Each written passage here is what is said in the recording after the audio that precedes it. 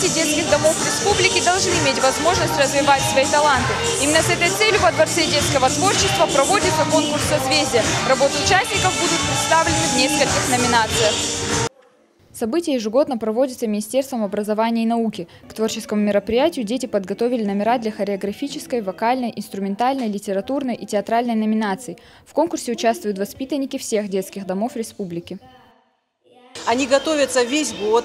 Естественно, все это проводится с одной целью, чтобы наши дети, во-первых, видели друг друга, во-вторых, чтобы они получили возможность показать свой талант, свои успехи.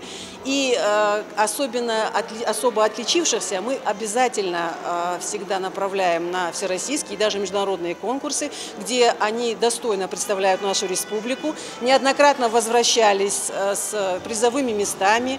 И, конечно, мы очень ими гордимся. Это, несомненно, большой плюс, наверное, работе педагогов, воспитателей, которые с ними работают.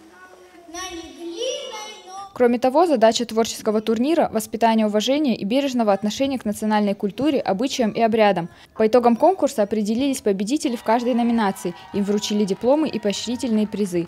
Марина Гасьева, Борис Супоев, Осетия ТВ.